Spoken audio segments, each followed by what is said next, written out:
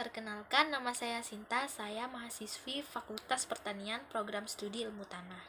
Di sini saya akan menjelaskan tentang kesimpulan yang saya dapat dalam video tentang kedudukan bumi dalam sistem tata surya.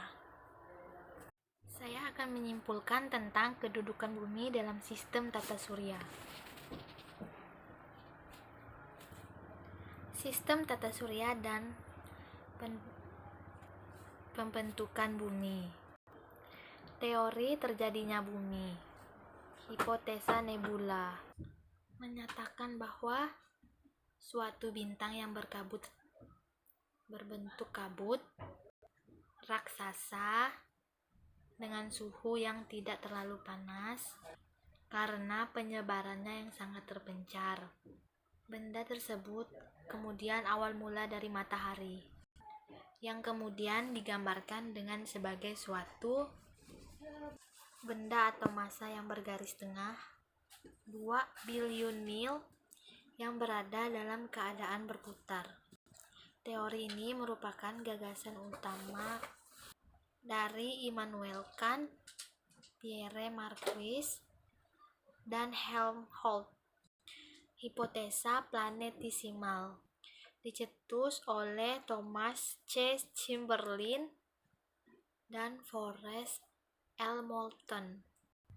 Mereka mengemukakan adanya suatu bintang besar yang menyusup dan mendekati matahari, sehingga sebagian dari bahan yang membentuk matahari akan rusak dan terlepas dari peredarannya.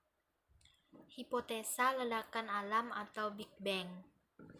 Hipotesa ini menjelaskan awal mulanya di ruang angkasa ada sebuah ledakan yang sangat dahsyat. Pada menit-menit pertama terjadi radiasi yang sangat luas.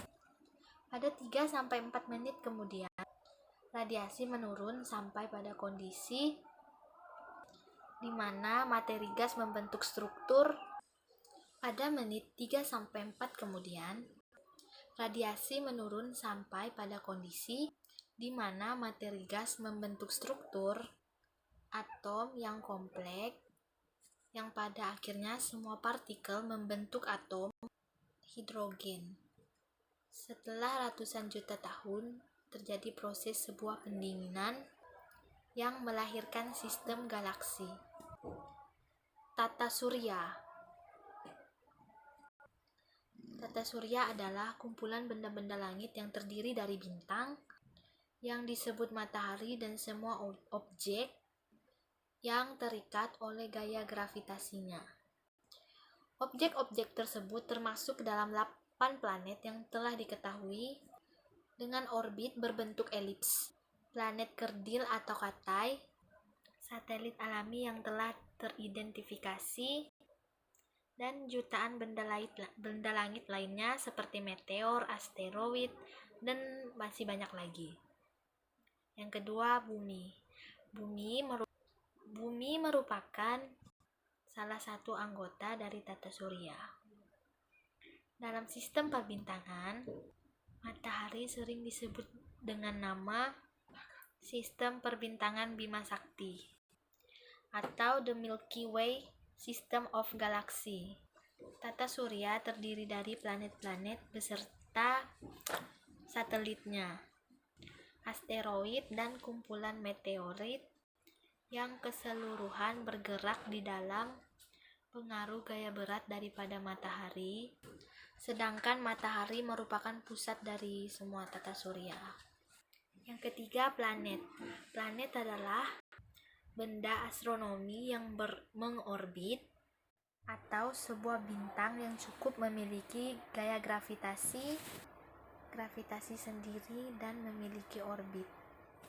Yang keempat, bintang. Bintang merupakan bintik-bintik cahaya yang nampak di angkasa dan selalu berada pada kedudukannya yang sama, namun tidak jarang beberapa di antaranya ada yang berpindah-pindah setiap malamnya. Susunan interior bumi. Yang pertama adalah kerak bumi. Kerak bumi merupakan lapisan terluar dari bumi. Struktur kerak bumi yaitu keras, padat, dan relatif dingin.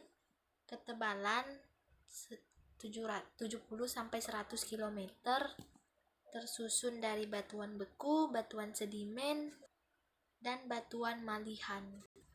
Kerak bumi dibedakan menjadi dua, yaitu kerak samudra dan kerak benua. Berikutnya ada mantel. Mantel bumi dibedakan menjadi dua, yaitu mantel luar dan mantel dalam. Dan berikutnya inti bumi. Inti luar bersifat cairan pekat atau liquid, ketebalan antara 2.900 km sampai 5.100 km, yang kaya akan besi dan nikel yang terdapat di dalamnya. Inti dalam yaitu bagian yang mempunyai sifat padatan.